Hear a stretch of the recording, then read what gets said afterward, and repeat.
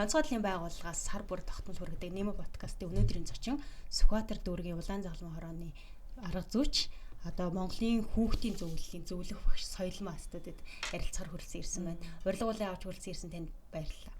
За мөн бас урилга илгээсэн та нартай баярлалаа. За онцгойлын байгууллага сар бүрийн сүүлийн 7 оны пүрэв гарагийг аюулгүй байдлаар шалах өдөр болгож зарласан. Энэ хүрээндээ ард иргэдэд дамжаас урьдсан сэргийлэх, мэдээлэл олгох үйл ажиллагаагүй шатараатаагаар зохион байгуулан ажилладаг. Тиймээс энэ удаагийнхаа подкастаар анхны тусламжийн талаар ярихаар таныг бас студид урьсан байгаа юм. Ер нь бол хүмүүс ингэж ярьдаг шүү дээ. Анхны тусламж амь аварна гэд. Олон улсын бас судалгаад дээр ингэж ажиллаад үзсэн чинь одоо хүмүүс гинти осол аварт орсон үед тийм ээ хамгийн түрүүнд гэрийнх нь эсвэл хайртай дотны хүмүүс эсвэл хөршин эсвэл одоо зам дээр юм уу хажууд нь явж байгаа хин нэгэн тусалж амь насыг нь авардаг ийм тохиолдол 90% аврахын тохиолдол байдгаа гэдэг ийм судалгаа бас байна лээ. Тэгэхээр хоёул яг суур ойлголтоос эхлэе. Анхны тусламж гэж юу хэлэх вэ? За анхны тусламжийн бүр аль биесны тодорхойлтомж байна. Гэхдээ ер нь бол яг энгийнээр хэлгээд авч үзэх юм бол одоо за та бит хоёр сууж агаад тийм ээ. За ямарваа нэг хэлбэр миний одоо зүрхний асуудалтай ч юм уу унтсан байхад энд түргэн дуудахад хэдэн минутын дараа ирэх вэ?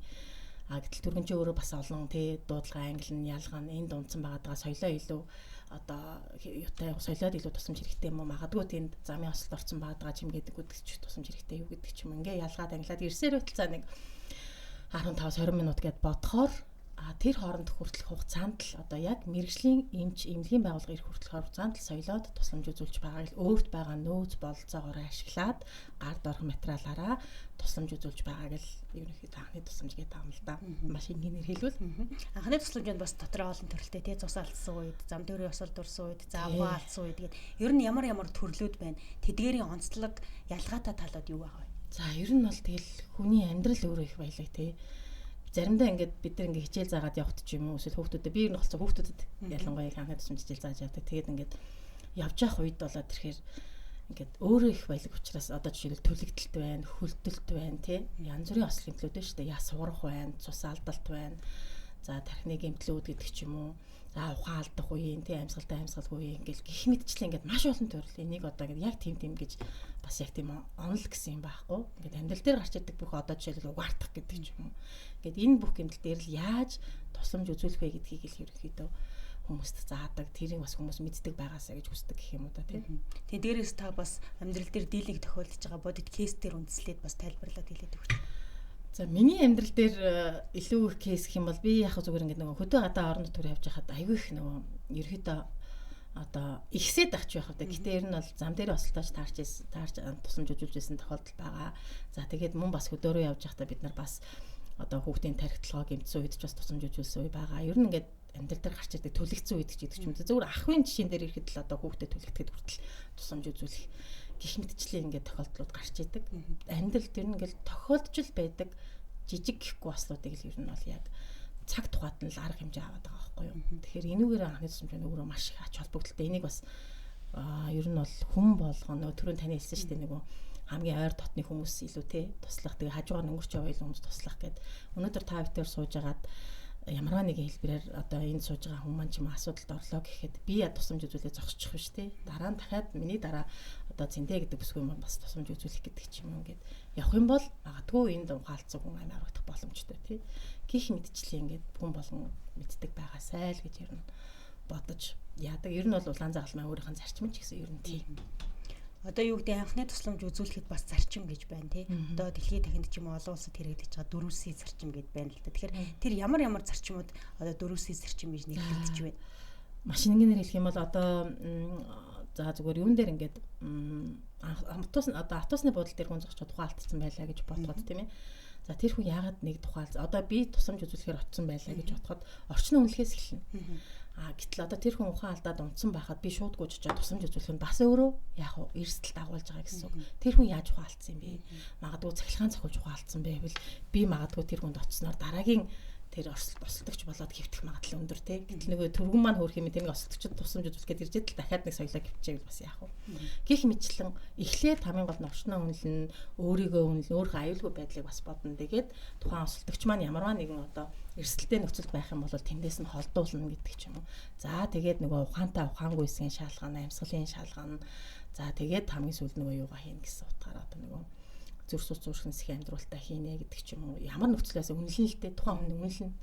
Тэрийг л ерөөдөө тэр зарчим энгийнээр хэлэх юм бол одоо манай дөрвөөсийн зарчим гэдэг. Хамгийн дөрөв гэхдээ анхны тусламж үзүүлэхээс өмнө мэрэгжлийн байгууллага дуудлага өгөх байх хэрэгтэй гэдэг. Ер нь бол тийм. Эхлээд тухайн хүний үнэхээр ухаан алдсан байна уу тий? Ухаан алдсан байх юм бол ер нь өөрөө эхлээд ухаан алдсан орчноо үнэлээд өөрийгөө үнэлчихэд ухаан алдсан тодорхойлсны дараа түргнээ дуудаж байгаа юм. За энэ хүн үнэхээр ингээд ухаан алдсан байна. Яагаад тэгэхээр энэ төр хүнийг бас нэг харчаад штэ.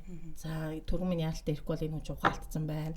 За амьсгалын тэр хоорондгээс шалгах чинь амьсгалгүй байна. За тэдэс тэдэн насны хүн юм байна тий. Тийм юутай байна. Тийм хамгийн гол нөгөө түргэн дуудаж чинь газар чухал. Тэгэхээр одоо тэр бүх юмудаа нэг эргэн тойрныхоо хүмүүстэйгээ хамжаал түргнээ дуудсны дараа дараагийнхаа авах ёстой арга хэмжээнүүд аавна. Би нэг түүх сонсчихсан нөгөө боломжгүй зүйл гэж байдаггүй. Ямар ч байсан хүнийг ингээд босгоод ирдэг гэд тэр нэг хөлдөөд ингээд утцсан хүүхдэд нэг тусламж үзүүлжсэн нэг түүх байдаг те. Гэх мэтчлэн ингээд тэр боломжгүй зүйл гэж байхгүй зүйлийг болох гэж хичээдэг зүйл нь өөрөө анхны тусламж гэдэг зүйлээр мэрэгшсэн хувь хүн би өөрөө юм байна гэдгийг сүүлийн үед маш сайн ойлгоод байгаа. Тэгэхээр би ер нь юун дээр анхаарах яаж суралцах хэрэгтэй байд юм бол хүнд тусламж үзүүлдэг чадвартай болдог, хүнд тусалдаг. Дээрээс нь одоо нэг цусны юу бас юунууд донор гэдээ бас ажил байгаа шүү дээ манай дээр. Ингээд энэ мэт ажлуудыг хийдэг та мэдлэгтэй юутай болчих юм бол та энд хүн байсныхаа хэрэгийг бас гаргаад байна. Хүний амь насыг аварна гэдэг бол юу ярьж байгаа юм бэ? Юутэй ч зөвлөшгүй маш том буян шүү дээ. Нэг зүртэй хэцүү хичээл бол биш байгаа. Хэцүү хичээл биш. Энийг зүгээр өөрөө дадлага болоод мэрэгжил болгоод ингээд авцсан байхад өөрт нь аюу хэрэг болно. Өөрт нь гэхээс илүүтэй эргэн тойрных хүмүүст бас аюу хэрэг болох байхгүй тий. Хүн болго ингээд мэддэг юм шиг хэрнээ бас хэрэгжүүлдэггүй нэг гим биш зам байгаад байна уу? Тий. Ер нь яг уу ингээд байгаа юм. Яг улаан цалмаа үүсэл гарал дээр нэг юм юу гисгэ юу гэдгийг тэн дээр нь болохоор юу яадгүй гэхээр одоо яг улаан залмын хөтөлбөрийн үндэслэгч маань өөр Анер Дон гэдэг хүн маань нэг хоёр үзэл санааг төвшүүлсэн байдаг хөө. Тэний эхнийх нь яг энэ манай юун дээр орж ирдэг яадаг гэхээр дайны цагт ажиллах сайн нэг одоо цэргийн эмнэлгийн албыг бий болгоод түүнд ажиллах сайн дурын итгэгчнүүдийг инхийн цагт бэлдъя.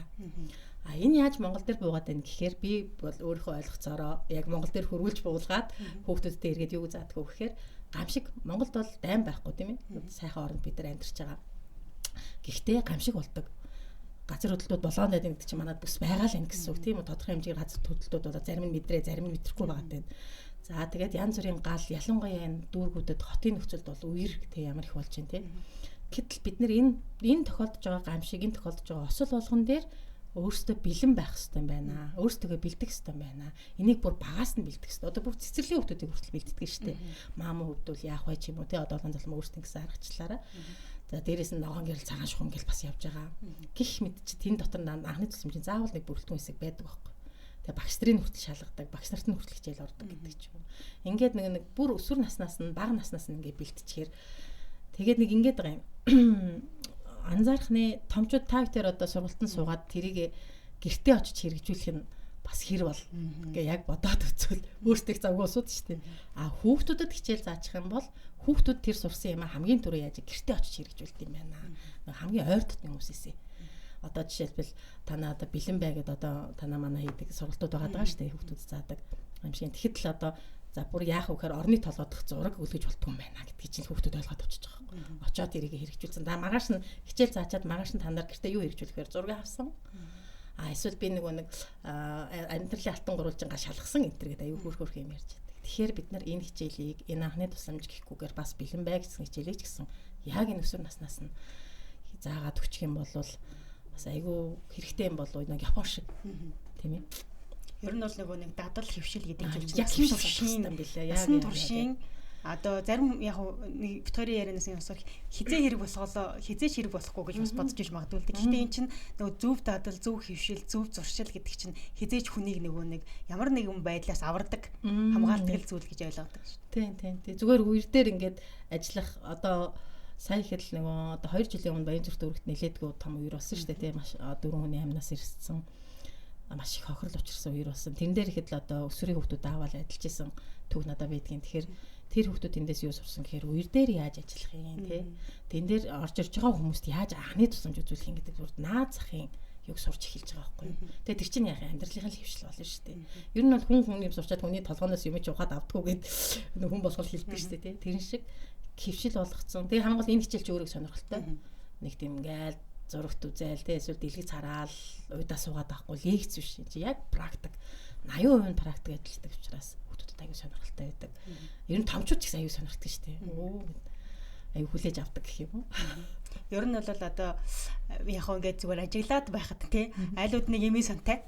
Тэр юмний санд нь юу байгаа чи хэдэн хугацааны яаж дууссан. За автомашинда нэг анхны тусламж хийж бүрдэлтэй бас юуч байгаа. Яг үнэндээ шалгуулахтаа нэг харж ханддаг юм уу? Яадгийн нэг тоглолт юм уу? Нэг тийм л юм дүр зураг байна да. Гэтэл тэр чин иж бүрдэл гэж тустай зүйл байна те. Юу байх вэ? Ямар зүйл байвал амнаас хамгаалах уу, аврах уу, хин нэгэнд эрсдэл үүсгэд та тийм тусламж үзүүлж чадах вэ гэдгийг л тэнд бол хэлээд байгаа шиг байгаа юм. Йоо тийш те. Одоо бүр ингэ жагсаалт гэдэг хөрхэн жагсаалтууд байдаг. Тэрийг дурдах юм бол бас айгүй их хугацаа авах байх баг 30 төрлийн юмтай. Гэхдээ тэгэхэд одоо энд байгаад байгаа одоо уян боолт, гурвалжин алчуур те яг гамшиг үед ингээд цүнхээ шүүрээд авахд бэлэн хэмжээний юмнууд бол одоо энд хамгийн наазах хийж шин байгаад байгаа байхгүй юу? Хорсоолоос ахуулаад. За тэгээд дээрэс нь боолтууд энэ төр гээд. Зүгээр яг хуу машинд бол ер нь байх хэрэгтэй юм билий. Бид нар ингээд нэг тээврийн үзлэг болохоор нэг шалгах юм шиг байгаамаа. Тэгээ тэрэн дээр нэг хөөрхөн нэг юм жижигхэн цүнх авч тавиад тэргээ тэмдэглүүлт юм шиг байгаа. Үзэж байгаа нөхдүүд нь ч нэг хач холбогдлогдгоо, үзүүлж байгаа жолооч ч нэг хач холбогдлогдгоо. А гэтэл тэр яагаад хэрэгтэй байна гэхээр би сая яг нэг Төв аймаг явахдаа түрүү жил явсан. Төв аймаг руу явах замд нэг газар зүгээр нэг яалаад байна. Хуушуур идэх гэж чөлөө буус юм аа. Тэгээ тэр айлын тэр хүүхэд айгүй цоглог хөөрхөн хүүхдгүүгээл хуушуур зараад тийм нэг 10 хүрээ хүүхдээ 7 8 тал байсан хүүхэд баг. Тэгээ аюу цоглог хүүхэд хөөрхөн гүйж явж байгаад яг нүдэн дээр бэртэж байгаа байхгүй. Яаж бэртсэн гэсэн чинь ачааны машины ард төмөр ачааны машины ард зогсоод тэгээ ачааны машинаас төмөр буулгахад тэр төмөр нь толдоогийн зохиод тархийг хагалж байгаа байхгүй. Тэгэхэд тэр чинь ингээ хотоос хичнээн километр зайтай байлээ. Яг Төв аймаг юу 62-ын гарам өнгөрөөд. Тэгэхээр маш их хугацаа алдсан тий. Тэгэхээр тэр хүний яах вэ гэхээр одоо яах вүлээ тусамж үзүүлээ юу илээ гэж орлоход тэр машин дотор яг ийм хөөрхөн энэний нэг 4-ний 1 хэмжээтэй л цүнх байсан. Тэрэн дотор болтын материалууд хамгийн гол нь бүрэн байсан. Тэгээд тэр хүүхдийн цусын нөгөө одоо цусаа усаараа тогтоогоод болтыг хийгээд боогоод тусамжаа дуудахад бол хангалттай цусмсан тогтоод юу болчихж байгаа байхгүй юу. Тэгэхээр тэр яаж юм хэрэгтэй байна л гэсэн үг байгаа даа. Жишээлбэл одоо төлөгцсөн тохиолдолд барааны савн дөрхөж болно болохгүй. Тэгээ аль нь зөв вэ, аль нь буруу юм гэдэг ч юм уу. Тэгээд иймэрхүү бас анхны тусламж дээр нөгөө буруу чимшиг, зөв чимшиг ойлголтууд тэгсэн мөртлөө ингээд хөвшил болсон зарим нэг зүйлүүд бас яваад байна л да. Энэднэр дээр ямар одоо жишээ байна. Энэ дээр бас та тайлбарлал. Хангаж энэ өдөр соёлоо нэг угаагаад цэвэрлэж тавихгүй бол та дараа нь ингээд зэндээ маань ингээд аваад угааж ин тий. Гэтэл энд нөгөө соёлогийн юу, цэндэгийн юу бүгд л орцсон байгаа байхгүй одоо бохир гарын хэр тийм ээ. А тэрийг ингээд миний гар түлэгдсэн байлаа гэхэд ингээд цэврүүн дээр үрээдэвэл ямар бах вэ гэж бодоод үзэх юм бол энэ бас болохгүй л явчих байгаа юм. За тэгэнгүүт нөгөө ухаан алдсан хүнийг сэргийлэх гэж яриа л да. Одоо ухаангүй хүний ч одоо ингэж нэг одоо нэг уруулынхын дээд талд эсвэл одоо эрүүнийх нь энэ голд ингэж чанга дард сэргээдэг. А эсвэл ямарваа нэгэн одоо нөгөө юм өнөртүүл сэргээдэг тий одоо хөвөн одоо юу энэ спирит ч юм уу тий өнөртэй ус мусаар ингээ яаж гас ирээдэг энэ төр гэд. А гэтэл өөрөө одоо болохгүй. Яагаад хориглох гээд байна гэхээр хориглохгүй л да. Гэтэ ер нь бол жоохон тийм найдвартай арга биш юм байна. Яагаад тэгэхээр одоо хүүхдүүд хүмүүс аягүй харшилтай болцсон. Тэгтэл нөгөө нэг харшил хөдлөөд хэрвээ одоо магадгүй спиртнес эсвэл өнөртэй уснаас харшилтай хүүхд байхад зүгээр хамрт нь өнөртүүллээ гэж бодоход хамрын салт нь хөвгөл томрно шүү дээ. Тэгсэн тохиолдолд нөгөө хамрын битүү яаж вэ? Таглаж чинь тий.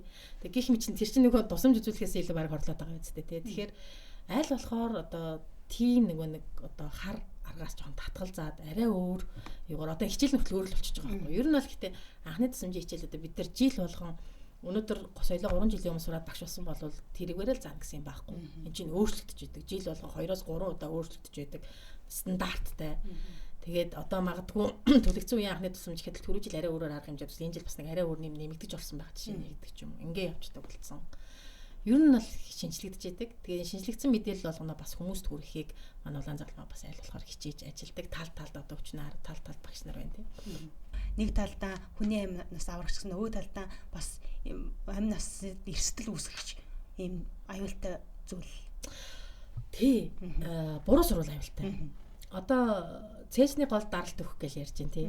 Гэтэл одоо цээжний гал даралт өгөө зүгээр нэг хальтрахад одоо цээжний голд хавирах хугарах эрсдэлтэй байхгүй. Тэгэхээр хавирах хугарснаар цаашаа нэг уушгир угаа зүрх рүүгээ цоолж авах магадaltaй учраас зүгээр нэг өнөөдөр би очиж нэг 40 хүнд хичээл зангуудаа тэр 40 хүчил мэрэгшээд цаашаа шууд хийгээд явна гэсэн ойлголт биш. Энд чинь бас дадлага сургуулалт би ихэд л одоо 3 жилийн өмнөх багш байлаа гэж бодоход би жилдээ 2-3 удаа заавал давтан сургалтанд суудаг тий. Заавал тэрийг одоо дээшлүүлж ер нь улаан залмаа тийм зарчим баримталдаг байхгүй. Багш нараа чадваржуулах бодлогыг илүү их барьдаг. Болон сүүжнээ чадваржуулах бодлогыг. Тэгэхээр бид нар өөртөө тэгж сурж иж бас доор хүмүүс маань бас яг тэгж зааж байгаа хүмүүс маань бас яг тэгж байх хэвээр. Ер нь бол тэггүй болохоор бас хэцүү шүү дээ. Тэгээд хүн алчуул яана гэх надаас манай нэг хүүхдээ гэж асууж ирсэн. Тэгэхээр үнэхээр буруу их юм бол осолтой. Тийм учраас та нар зөв хийхийг л сурах хэрэгтэй. Тэгэл болоо гэж. Гэхдээ үнэхээр анхны тусламж үзэл шалтгаан та ядаж эмнэлгийн байгууллагатанд дуудлага өгөөч тий. Эмнэлгийн байгууллагатанд дуудлага өгөөч гэдэг л зүйл маш түрүүшээ та над бичлэг хийгээс усч байхаар аливаас тургуун дуудаат хачаа тий. Одоо ингээд энэ хүмүүс чинь зарим талаараач бас одоо сайнч байгаа, мууч байгаа тий. Гэхдээ ингээд хүн ухаалдаад унахад баг би тэр нэг бичлэг харж байхад харамсал байсан. Тойрол зогсоолдоо энэ архич юм биш юм шүү энэ төр гэлтэй. Гэтэл тэр хүн тусламж хэрэгтэй л байсан байгаа байхгүй юу? Одоо тэр нэг үеийн хүнд унтсан байгаа юм ихтэй. Хүмүүс тэрийг зүгээр архичин гэж хараад байдаг. Гэтэл тэр хүн зүгээр ухаалдаад унтсан. Байх жишээ нь. Тэгэхээр ингээд нөгөө хамгийн түрүүн бас анхны тусламжаас бас төрүүлээд нөгөө хүний мэс чанар хүнлэг байгаа ч гэдэг нь өөр айгүй чухал. Ядаж нэг унтсан хүн байвал тоогоод харал та тийм ээ. Яг ямар шалтгаантай байгаа. Тийм ямар шалтгаантай байгаа даа. Энэ тэгээд эргэн тойронд тусламж үзүүлэх шаардлагатай бол яаралтай дуудаа төргөний дуудаад өгөл дөө. Ер нь бол хүн байх өөр хамгийн чухал гэж боддог доо. Хөдөлгөөний байгуулагч нь өсрийн аврагчтай. Өсрийн аврагч нарын одоо аймгийн, бүсийн, улсын авраг гэж бас болдог тий. Тэрэн дээр яг нэг одоо гүйцэтгэх нэг гүйцэтгэх тусламж тий. Тэгэхээр өөрөө шүүгч ирэн сууж ирсэн. Тэгэхээр нөгөө нэг бас л эн чинь нөгөө хүүхдүүдэд зөв дадал бий болгох тэр нөгөө альва зүйлээс өөрийг нь хамгаалах бусдын аюулгүй байдал та яаж туслах вэ гэдэг зүйлийг л сууршуулах гэдэг бас нэг арга хэлбэр л байна. Тийм. Би яг тэрэн дээр бас суужсэн. Яг ер нь бол би өсвөрийн аврагч өсвөрийн улаан загалмай гэж байгаад яригадаад байгаа шүү дээ. Би нэх зөрүүгүй гэж хардаг. Зориг бол ижлэх юм байгаа байхгүй тийм ээ. Яг уу арай өөр нэг аврагч талдаа юу гэх нэг мэрэгчлэл талдаа ингээд арай өөр болоод явчихдаг баг. Бид нар болоод тэгэхээр нэг хүмүүлийн тусламж юу сайн дурын үз даадаг бас нэг сайн дурынх ингээд арай өөр бол явчихж байгаа. Гэхдээ хурж байгаа цаг нь адилхан хүүхдээ оролцооны байгууллага хурж байгаа цаг нь адилхан байгаа байхгүй юу? Хөгжиж гин хүүхэд тэндээс юм сурж гин бие аварч хамгаалах, өөрсдөө аварч хамгаалах, эргэн тойрны хайртай хүмүүс аварч хамгаалахыг сурж штэ. Тэгэхээр энэ бас хамтарч ажиллаад бас их том ажлууд хийх юм бол аюух боломж юм байна да гэж би бас харж ирсэн. Тэр өсвөрийн аврагчийн тэмцээнээр дүүргийнхийг шүүж ирсэн. Ингээ маань урилгыг хүлээн авч сонирхолтой яриа өрнүүлсэн танд баярлалаа. Ажлын амжилт хүсье. За баярлалаа. Ер нь бол подкастт орж байгаа миний бол анхны тохиолдол. Тэгээд хамгийн гол нэг зорьсон хүссэн юм болоод тэрхээр нэг анхны тусламжийг нэг би түрүүн л байнга яриад байдаг хүн болгон мэддэг байгаасаа гэд бас энэ талаар бяцхан ч гэсэн магадгүй бас зарим ойлголтуудыг бас гүйцэтгэлж амжаагүй бах. Тэгтээ ямар ч байсан анхны тусламжის нэг юм байт юм байна. Сурах хэрэгтэй байна гэсэн ойлголтыг өгч чадсан бол бас би тэрийн ярианы зорилго билсэн бахаа гэж бодож байна. Тэгээд намайг урьж оролцуулсан та нартаа маш их баярлалаа. За баярлалаа.